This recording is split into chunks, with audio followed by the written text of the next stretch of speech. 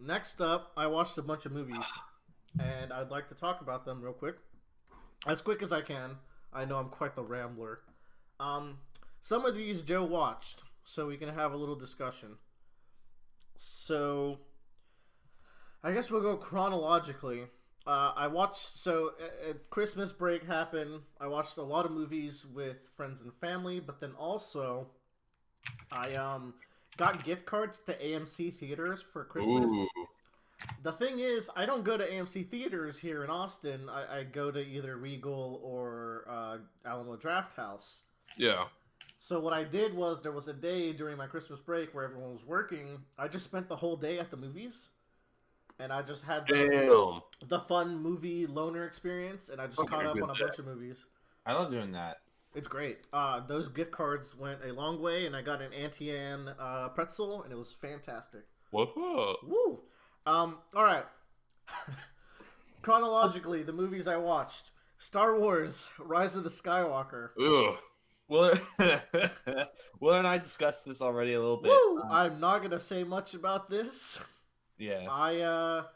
I thought this was a horrible movie, and I can't even pretend like I was sitting there and having fun because every scene would move so fast and then have plot points that would be literally tackled in two scenes and just made irrelevant, such as, hey, Ray might have killed this huge important character. Oh, wait, he was on another transport ship. And we find this out the next scene, so there's not even time to grieve. Literally the next scene. Hey, we found the spy that we've been talking about this whole movie. There hasn't been much build-up, but we've mentioned him, and he says, I'm the spy. And then he dies the very next scene. Oh, so it's like he didn't even matter. It's like he didn't even matter. Hey, we found this knife that points to the Death Star if you fucking angle it right. Oh my god, the knife is so dumb. Hey. Wait, so if you point the knife at the Death Star, No, you have to line the knife up with Death Star wreckage, and it shows you where the location of the thing, the MacGuffin. There are 3 MacGuffins in this movie. It's okay. Real talk. Kingdom Hearts had a more sensical story than this. Any of them. I don't damn. think that's true. That is Or I can true. put fire. Big insult. Yeah. Original Kingdom Hearts or the entire Kingdom Hearts storyline? I think any individual Kingdom Hearts, not the connected parts of it. Okay. That's more fair to say. Yeah, that's more fair to say. Man. Yeah, I'll agree with you on that. But And then you have these characters that I grew to love. I like episodes 7 and 8 a lot, and they were setting these characters on some really interesting journeys. Finn got fuck all. As Cosmonaut says, he got 3 love interests just to show that he's not gay with Poe. And Yes. then his whole Stormtrooper background just goes to waste. Kylo Ren, best boy in the whole franchise, really wasn't in the movie very much, just kind of shows up again at the end. Ray, what the fuck happened? Like, Ray just kind of, they decided they wanted to be done with the saga after one fan backlash. yeah. It's really frustrating because, in my opinion, Poe if was they just- just went along with Last Jedi, people would have been fine. It would have been okay. They didn't really need to. Like, I kind of gave up on like the series having like a interesting conclusion when they're like Palpatine's back. I'm like, oh okay, well I guess I'm done here. Just to summarize, I mentioned that character Death Fake Out. When that character died, I turned to the friend I was watching it with and I said, "This is the first thing in the whole movie that's been interesting so far." why And is then- the movie called Rise of Skywalker? Oh, Yeah, let me tell you. Because Also, like, I listened to You know, to Tyler and Joe summarize the entire movie, and I still don't know why. okay, so the reason I did it is because of marketing. Because all the other trilogies, the last movie is always something. Like Revenge of the What? Sith, Return of the Jedi, Rise of Skywalker. Well, if we call it the Rise of Skywalker, everyone's gonna come watch. The reason Skywalker. is that, spoiler alert, at the end of the movie, Rey takes up the name of Skywalker because it's a Oh. nicer name than Palpatine, even though it doesn't make sense for her to take that name. Like, what does that mean? It was so Yeah, does Skywalker even mean anything to her? No, it means half of a family that destroyed the galaxy because it was Anakin, and half of a family that drank blue milk out of a thing's tits for most of their adult life. But hey, he did some cool fucking Jedi shit that probably is like peak Jedi for me. But it's whatever. Force teleportation of objects is neat, I guess. Yeah. I like how they said there was 2 scenes I really liked. I've already spent too much on this. 1 out of 5. I really didn't enjoy this movie. I bet your what's your hot placement on your list of Star Wars movies you've seen? Bottom 2 or 3. Damn. Attack of the Clones at least has meme potential. So You should rewatch Attack of the Clones. It's really fun to watch. I like Revenge of the Sith because of the fight scene. I like Revenge of the Sith, but well, let me also end that all by saying that you really should not pay attention to my Star Wars ramblings or opinions. They're all trash. But if it makes you feel any better, I think your opinions are trash too when it comes to Star Wars. So we're on the same too. No, the only ones. Joe, you're a reasonable human being, and I really respect you for it. So I remember saying that. No more Star Wars. No. Bye. Next up, I watched. Which one came next? I think I watched Knives Out. No, I watched Parasite next. Let's talk about Parasite. That's a good film. Don't talk much about Knives Out because I still haven't seen it. You should watch Parasite as well. Parasite is the story of a poor family in Korea kind of finding ways to take over and worm their way into a richer family. And it's when you first mentioned you were watching Parasite on Discord, I wasn't paying attention and I thought you meant the anime. No, it was. I was like, oh. Me watching anime, Bradley, please. Please look forward to my Ava review next week, but that's different. I can't wait. It's been 4 months in the making. It really has. So the way they establish this poor family is fantastic.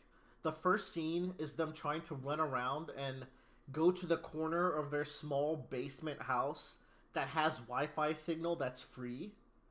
And that really just tells you everything you need to know about them. It's a dad, a mom, a very attractive sister, and a brother. And they just hustle their way through life. They just kind of crawl around and squeeze out money here and there, but in like a almost wholesome way. Like, it's not that malicious until it becomes a little malicious. The rich family is also really interesting. It's a dad, a mom, a smaller brother, and an older sister. A smaller brother. Yeah, he's a little kid. I don't want to give too much away, but this is a very unique movie. You can't predict where it's going. It's really well acted. I saw a video that analyzes how the movie uses camera upward movement and dividing lines to visually portray people advancing up and down in society, and then using dividing lines to show that at the end of the day, the rich and the poor are divided by this intangible, invisible line that you can't really decipher. It's really intelligent that way. I will say that the first half of the movie, that is like the hijinks of, so the brother gets into the family, and then he finds a way to get the sister into the family, and then he finds a way to get mom and dad in, etc., etc. That was the most interesting part of the movie. There is a hard twist midway through, and you're just kind of like, it's kind of terrifying. It becomes a little bit of a horror movie a little bit, because you do not know where it's going. That was really interesting, but less engaging. So I will say the first half was cooler for me personally. I'll give Parasite a strong 4.5 out of 5. Damn. Brad and I went, at the exact same time. Like, me. I got the movies to watch. Yeah, it's super good. A film, which means I have to actually sit down and watch it. Right, it is a Korean film, and you should watch it subbed. So let's just speak Korean, in which case. Right. Oh, I mean, there could be a dub, maybe eventually. This is that Korean director that is kind of god tier. That Korean director that directed your favorite film, Snowpiercer. Yeah. That motherfucker knows what he's doing. So, a thing about Snowpiercer, I haven't watched it, but apparently Snowpiercer uses left to right movement to show progression. In this movie, he uses up and down. So Cool. he's definitely got a vision for the way the camera moves to show progression, which I think is cool. Just like I'm not like there's other directors that I think are better than this guy, but he's like I really like the way He knows he. what he's doing. He puts intentions into his work. Knives Out. Okay, Willard, you get like a minute and a half because I really don't want you to talk about this movie much because I really want to see it and I don't want. I have 3 points to talk about with Knives Out. Okay. I love the main character, Marta. Hey, This is a movie that shows its hands very quickly. 20 minutes in, it shows you its entire hand. And I'm like, what the fuck kind of mystery movie is this? The reason it does that is because it wasn't playing cards, it was playing Go all along. So it doesn't matter that it showed you its hands. That's not even the game you're playing. It's just a really fun movie. Daniel Craig is equal parts hilarious and competent. It was such an interesting story. The family Knives Out is really fun. There's a lot of conflict. Knives Out. No, the family in the movie Knives Out. Oh, I thought it was like a Die Hardman scenario. No, it is not a Die Hardman. That's. Anyways, they're all really enjoyable. There's a lot of fun personalities to go around, and the mystery is pretty interesting. It also made me come to terms that movies, because they move at a set pace, the way movies have to deliver mysteries is with you kind of figuring out a lot of it, but then a lot of it just has to be info dumped to you at the end. And that's just kind of a nature of the beast kind of scenario where like the detective has its big showdown where, say, as in a game like a Phoenix Wright, you piece things together at a really nice pace and really build up to a climax where the player understands everything that's going on. Joe's sending me nudes. Do not do this on the podcast, sir. They will hear it. They will hear Bradley's horniness. Thank you, Joe. I like it. What the fuck? Anyways, No, it wasn't actually a dude. It was a Goofy movie New Year's thing. Could still be a nude. I don't trust y'all. It's basically a nude for Bradley. It's both. Bradley loves the Goofy movie that much. I do love the Goofy movie. Knives Out's a Goofy movie that I give a solid 4 out of 5. It's really enjoyable. And Knives Out with your drives out. It's also really well directed because Ryan Johnson's a great director. Hey. Yeah, go watch The Last Jedi and not be angry at it. Marriage Story. Oh man, this is the movie I started watching and then told Willard to watch it because I was already gonna. Joe, you always think you put these ideas in my head that I already had in my head. I just haven't gotten around to. I know, but I'm the one that initiates them. Anyway, that's true. You do get to them first. Marriage Story is a Netflix movie featuring Scarlett Johansson and Adam Driver. An annoying small kid, but he's supposed to be that way. Man, that small kid just doesn't understand the hurt that he's putting out into the world. God, so I watched this movie really differently. I watched it in like 15-minute chunks because it literally gave me anxiety watching it because it's everything I ever fear about in a marriage, about getting divorced and everything and having a kid. Which is why I kind of like was just like it hit like a focal point in my brain of like this is something I want to avoid at all costs in my life. Yeah. Movies that give you anxiety are doing their job. The movie's not bad. The movie's good. Scarlett Johansson and Adam Driver do a great job in this movie. Man, that's an understatement. Their acting is out of this world. There's this scene where they're fighting. Oh yeah, the basically the climax of the whole movie. It's pretty. It's like not even that late into the movie, but it's so memorable. I guess it is the climax. Everything kind of changes after that fight. So the movie is about Adam Driver and Scarlett Johansson are getting a divorce. They're being separated and going through the divorce process.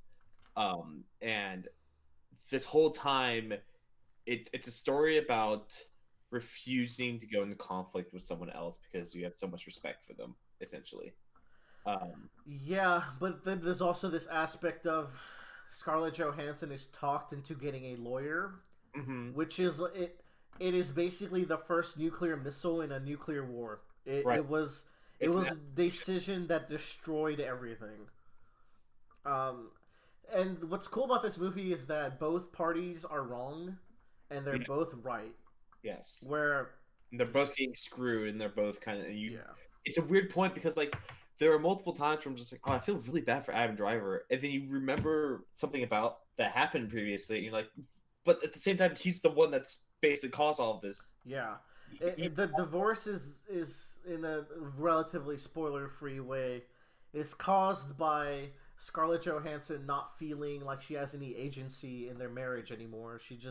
She loses part of her identity, which is a thing I hear actually can happen pretty often when you have selfish or uh, self-centered kind of husbands. It happens a lot to wives. But Adam Driver, on the other hand, is just someone who's really passionate about work, and his life is getting destroyed much harsher than Scarlett's is. And Like, the movie does treat him as mostly the protagonist, I'd say. he's the one that we spend a lot of time with. Yeah. I think it's because The director, this is based on the story he had to go through, so. yeah, it's very much a reaction. It's more like because Scarlett Johansson is the one that gets the first missile in his escalation. Yeah. You have to see his reaction to everything that's happening. And, yeah. It's a really good way of like, and it's all about like realizing that, bottling up like the things that are bothering you and trying to like do good for the other person doesn't solve anything at all, and like it hurts you and the other person more than actually kind of conflicting and like fighting each other and having those conflicts to like try to figure out what's wrong and so forth, because that's kind of what the whole climax is. They finally realize that they just can't get what they want because they're sacrificed so much for each other. Yeah. Divorce sucks and love is fake. That's the takeaway. If the best thing I could say about this movie is that it made me understand what my father had to go through and feel so bad, because my mom and my dad divorced, and my mom is the best woman in the world, and she's a fantastic parent. I love her with 100% of my being. But not only did she take me away from dad like happens in this movie, she took me to another goddamn country.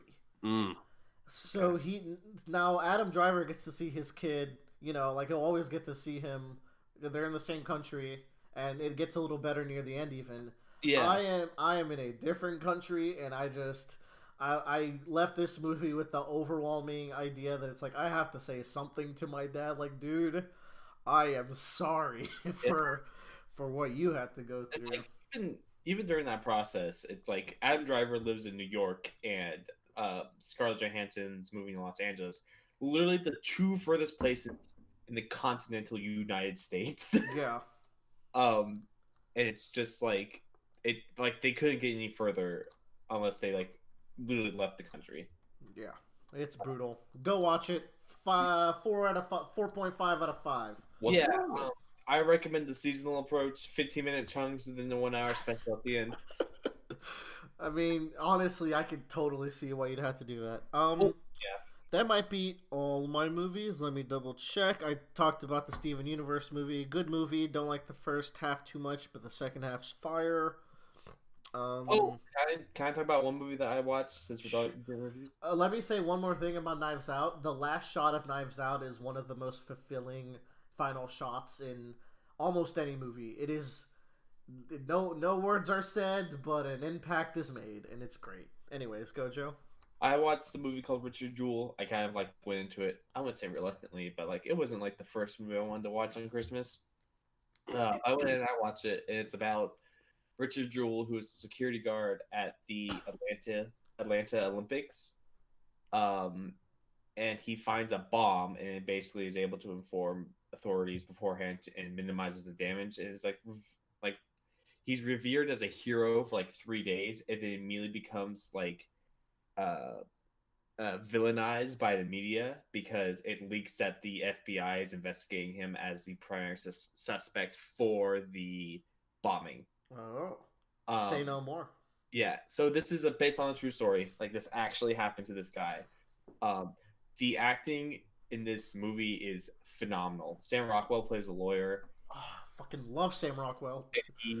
He does a great job. Like at the beginning of the movie, you're like, why the fuck are we being introduced to this character? And then halfway through, you realize he's the lawyer that he has to get to like absolve himself of all these things. And Sam Rockwell just comes in like a Phoenix Wright badass when it comes to it. Like he's straight up like calling objections on the FBI agents. John Hamm does a great job as playing the. What a good cast! Yeah, John Hamm is in this. I think those are the only two that I can name right off the top of my head in terms of cast members. The guy who plays Richard Jewell does a great job at playing him.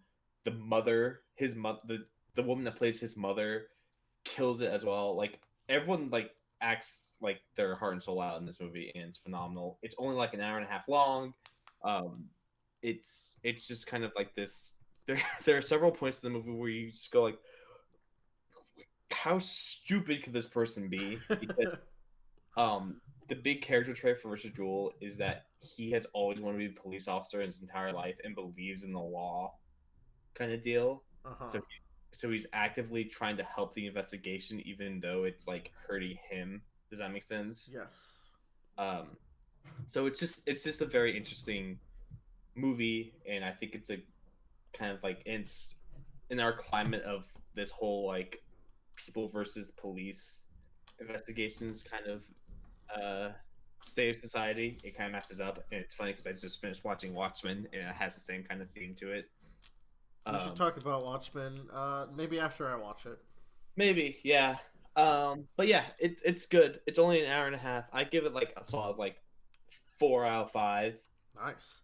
I want to watch that, and Uncut Gems with Adam Sandler is apparently supposed to be like the most stressful movie of the year, if not ever. Like people are like, that movie made me genuinely uncomfortable because it's that tense. Yeah. Also, Jumanji 2 was really good. I give it 3.5 out of 5. Ayo. Oh my god. Jumanji fucking so one of my presents this year was our old VHS of Jumanji, because my parents are moving out of their house. They're throwing out all the old shit. And so for me and my brothers, they gave each of us like the VHS that we watched the most when we were little. Aww. One of my brothers got Night Before Christmas. Other one got Lion King. I got Jumanji because I watched that movie a stupid amount of times. There was a summer in elementary school that I watched Jumanji every fucking day of that summer. Jesus. As much as I watched that Jumanji, the new, not the new one too, but like the first new one, I watched that for the first time on Christmas Day. It was funny. If someone says, "Oh, it's not like the original Jumanji," it's like apples and oranges. It's just a totally different thing. What did you say those 3 tapes were? You said Jumanji, I got triggered. What did you say those 3 tapes were? Nightmare Before Christmas, Lion King, and Jumanji. So Bradley has the shit taste of the family. Okay. Dude, no, the OG Jumanji is like amazing. That's why his brother got into One Piece before he did, which is a fantastic segue. I think that's all the movies into our next segment, which we will do in a second. What a great conclusion. So, little behind the scenes. I don't know if Bradley is aware that he has his camera on today. No, I'm aware. Okay. He was like sitting down with his like leg up as we were talking. I wanted to see if you guys would comment. Not at the time, but now I will. Yeah, I was hoping you guys were gonna like say something like And then when Jumanji came up, we saw him spring to life. Yeah, I was like recording on my couch, and I was laying down, and when they said Jumanji, I was like, poof. So if you're ever wondering why Bradley might be quiet during some conversations, he's literally laying down playing with his legs. All right, that's a good